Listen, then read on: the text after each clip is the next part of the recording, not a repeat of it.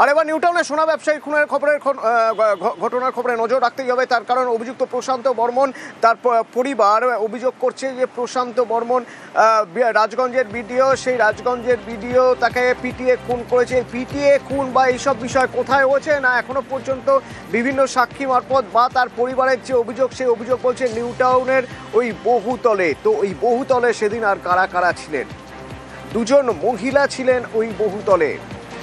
তদন্তকারীরা জানতে পেরেছেন এই দুই মহিলা কারা, তারা সেখানে কেন ছিলেন সেদিন, তারা কিছু দেখেছেন কি, পুলিশ তাদের সন্ধান পেয়েছে, তাদের সঙ্গে কথা বলেছে কি তদন্তকারীরা, জানবো। অনুপ রয়েছেন সরাসরি আমার সঙ্গে। অনুপ,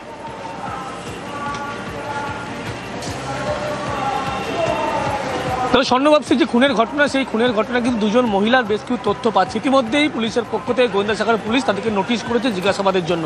তার কারণ তাদেরকে কিন্তু সাক্ষী হিসেবে হাতিয়ার করে তদন্ত অগ্রগতি কিন্তু বাড়াতে চাইছে। তার কারণ যেদিন ঘটনা ঘটেছিল তার আগের দিন এই দুই মহিলা কিন্তু আমন্ত্রিত ছিল। তার কারণ ভিডিওর যে ফ্ল্যাট, সেই ফ্ল্যাটে অনুষ্ঠান ছিল, সেখানে এসেছিল। কিন্তু ঘটনার প্রিয় অর্থাৎ দোতলা না থাকলেও মহিলার কিন্তু একেবারে দুজন মহিলা তারা যে ফ্ল্যাটে উপস্থিত ছিল নিচের তলার ঘরে কিন্তু তারা ছিলেন। এবং যখন এই স্বর্ণ ব্যবসায়ীকে তুলে আনা হয় এবং মারধর করা হয় বাইরে, তখন কিন্তু তারা পুরো ঘটনা একেবারে প্রত্যক্ষদর্শী ছিলেন। সেই কারণেই কিন্তু বেশ কিছু সিসি ক্যামেরা ফুটেজ দেখে পুলিশের পক্ষ থেকে এই তথ্য পায়। এর পরবর্তী ক্ষেত্রে এই দুই মহিলার খোঁজ পাওয়ার পরে একজনের বাড়ি কাকুরগাছি, অন্যজনের বাড়ি বসিরহাট, এই দুজনকে ইতিমধ্যেই নোটিশ করা হচ্ছে জিজ্ঞাসাবাদের জন্য।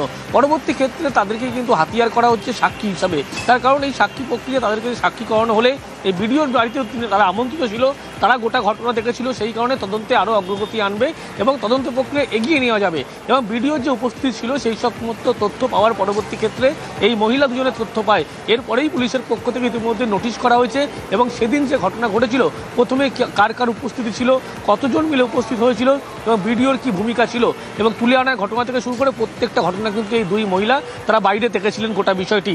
সেই জন্যই ক্লোজ সার্কিটের ক্যামেরার ফুটেজ দেখেই দুই মহিলাকে শনাক্ত করা হয়। ইতিমধ্যেই তাদেরকে তলব করা হয়েছে এবং জিজ্ঞাসাবাদ প্রক্রিয়া করা হবে। তার কারণ তাদেরকে মূল সাক্ষী হিসাবে ব্যবহার করাবে। এই যে গোটা ঘটনা ঘটেছিল সেখানে কিন্তু একাধিক তথ্য মিলেছিল, তাদের চোখের সামনে হয়েছে এবং তারাই হয়তো সবচেয়ে ভালো বলতে পারবেন, তারাই বলতে পারবেন সেদিন ঠিক কি হয়েছিল। এই দুজনকে সাক্ষী হিসেবে চাইছে তদন্তকারীরা।